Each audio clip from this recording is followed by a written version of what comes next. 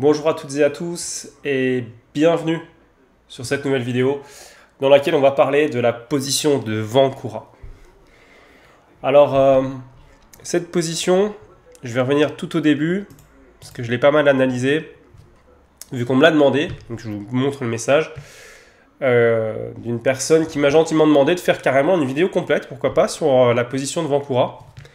Ça permet, bon, on va dire, d'élaguer pas mal les finales de tour avec des positions types qu'on essaie de récupérer quand ça se passe pas forcément trop bien. Alors, ok, on est dans une position qui normalement doit se terminer sur une partie nulle. Bien sûr, le normalement est très important, puisqu'on peut faire encore des erreurs et se planter. Hein. Ici, il n'y a qu'un seul coup qui permet avec les blancs de s'en sortir, et c'est pas le coup qui pourrait sembler logique de faire Roi E7 pour venir chercher le pion. Ce plan-là échoue, bien sûr, parce que sur Roi E7, il fait juste la poussée du pion A7. Et en fait, par exemple, sur Roi D7 maintenant, ce qu'il va pouvoir faire, c'est juste faire tour ici. Voilà, tour prend. Et on va récupérer la tour sur enfilade avec tour H7. Alors, je n'avais pas intégré dans mes analyses, mais c'est évidemment la même chose si le roi vient sur la 6e. Ça, c'est vraiment des choses qu'on retrouve dans les finales de tour élémentaires. Pour ça, si vraiment ça vous intéresse, que vous voulez creuser le sujet pour vraiment vous améliorer en finale de tour, c'est quand même les finales les plus jouées. Tout simplement, Jérémy Silman qui a écrit tout un pavé, une bible sur les finales. Alors, il dit en gros que c'est du joueur débutant jusqu'au joueur à 2300 par là. Dans les faits, oui et non. C'est-à-dire que c'est vrai, mais dans un style de jeu seulement. C'est-à-dire que si vraiment vous voulez creuser beaucoup plus les finales, vous avez deux livres que je vous conseille, dont un, je suis sûr que tout le monde sera d'accord, c'est Dvoretsky, les finales. Voilà. Si vous pouvez lire ce livre-là, vous allez gagner des points, c'est évident. Et le deuxième livre qui est déjà très intéressant, c'est la stratégie dans les finales. Je ne me rappelle plus l'auteur, donc je ne sais pas. Désolé hein, si tu vois cette vidéo, je ne sais plus ton nom. Mais en tout cas, voilà, c'est deux livres qui sont vraiment très importants pour bien maîtriser les finales. Le livre de Silman étant une très bonne introduction, qui m'a déjà permis quand même de gagner quelques parties, donc c'est sympa. Mais ça reste quelque chose d'assez, je dirais, simple. Malgré tout, au niveau de la difficulté, au niveau de la compréhension, ça reste simple. Même les positions les plus complexes, d'ailleurs je ferai peut-être des vidéos dessus, vous verrez que les concepts sont entre guillemets simples. Ça ne veut pas dire qu'on ne va pas tomber dans un truc, hein, mais ça veut dire que ça reste accessible. Voilà. Donc d'autant plus intéressant pour les joueurs qui veulent progresser et qui ne veulent pas se prendre la tête avec des concepts hyper complexes. Alors ok, on y va. Si il met le roi sur la 6e ici, au lieu de faire roi D7, il fait roi D6, dans l'idée que si jamais la tour vient ici, tour prend, il n'y a plus d'enfilade. Ça ne marche évidemment pas du tout, parce qu'ici on fait directement le coup tour D8, échec. Et dans ces cas-là, il y a un truc qu'il faut savoir, c'est qu'en faisant dame, on protège toujours la tour. Ok? Donc c'est un petit peu le problème. Alors ok, on va revenir un tout petit poil en arrière. Donc en fait, si on essaie de venir défendre avec le roi, on va perdre. Donc on va faire roi G7 et on va garder cette position du roi sur les cases G7 et H7.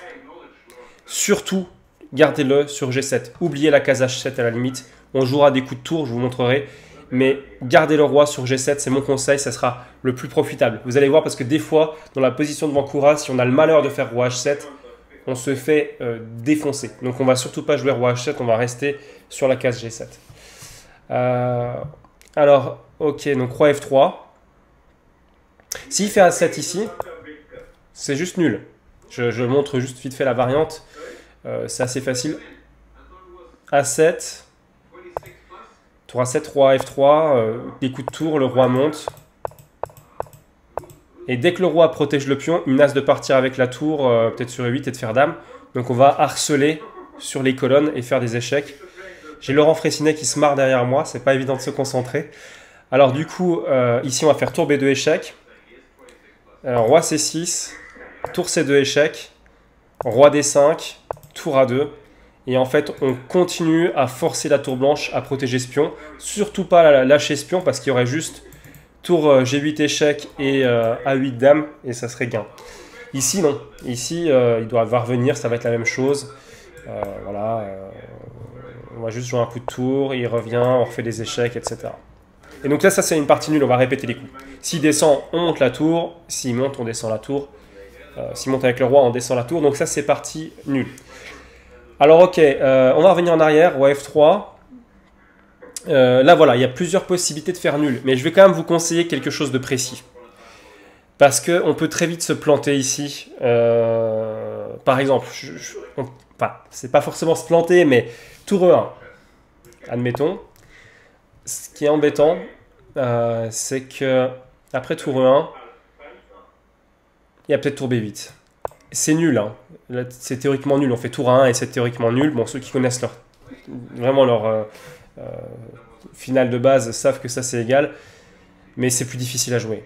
Donc on va éviter de faire sortir la tour. On la préfère inactive plutôt que active. Ça c'est un grand classique. On préfère que la tour adverse soit passive plutôt qu'active. Alors ok, on va revenir en arrière. Donc du coup, on va pas jouer tour E1. On va directement faire tour F1. Et après roi E4, on va faire tour F6 avec l'idée qu'on attaque le pion. Donc la tour doit rester à la protection de ce pion sur la colonne H. C'est super important, d'accord? Parce que ça permet d'éviter que la tour se sauve et puis qu'il puisse voilà, je sais pas, avancer le pion, jouer les coups de tour, enfin retrouver de l'activité qu'il n'avait pas. Donc ici, on va vraiment rentrer dans la position devant Koura, roi D5. Ok. Et c'est une position très importante ici.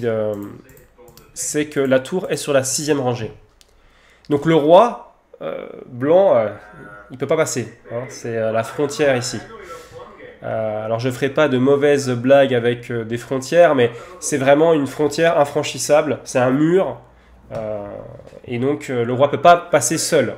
Donc s'il reste comme ça, il n'y a jamais rien qui se fera. Si il pousse le pion, on verra après ce qui se passe. Je vais pas vous le dire tout de suite.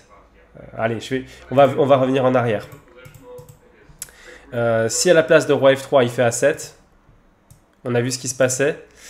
Et maintenant, je vais vous dire ce qui se passe. Si jamais il monte, on va voir roi F3, tour F1, roi E4, tour F6, roi D5. On va quand même déjà voir tour B6. Voilà, on garde le roi sur derrière la 6e rangée en fait. On le laisse derrière le rideau de tour.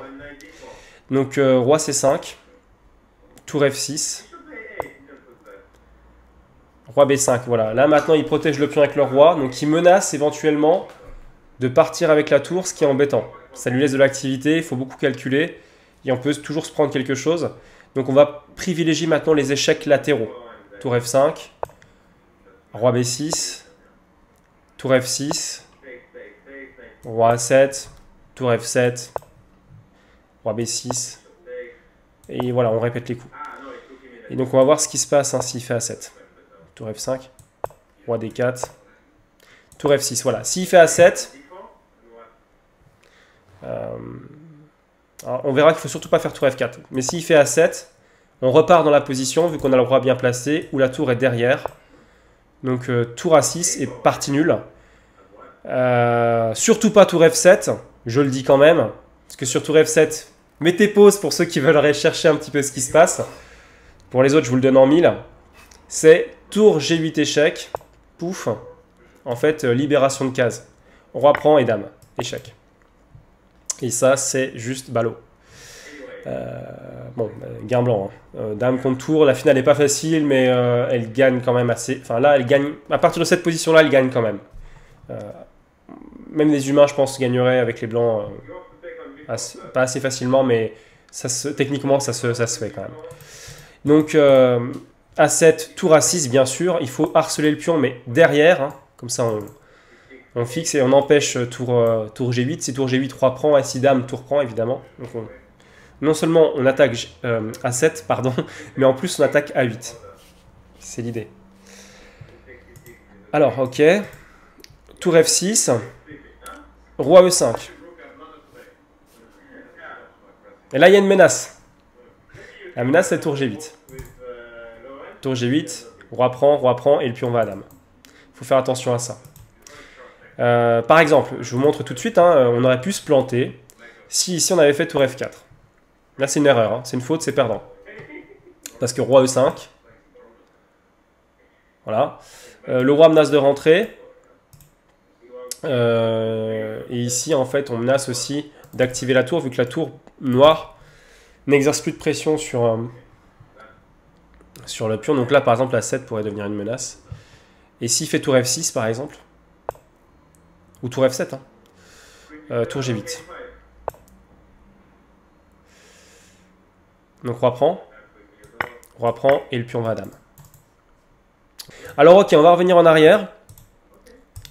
Roi D4, tour F6, le roi E5, tour ici.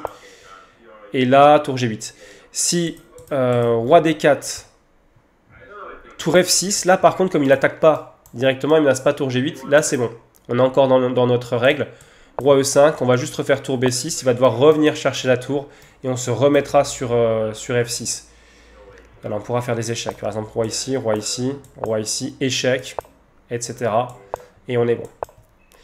Voilà, donc je pense avoir tout montré, quasiment. Je vais quand même revenir en arrière parce qu'il me semble qu'il y a des choses que j'ai pas dites. Oui, voilà. Voilà, il y a quelque chose que j'ai pas dit. On va revenir ici dans cette position-là. Il faut surtout pas faire roi H7. C'est pour ça que je vous avais dit, attention à roi H7. Et effectivement, roi H7, c'est une gaffe ici. Parce qu'il y a roi E4. Et on va voir que c'est plus la même histoire. Roi G7, roi D5.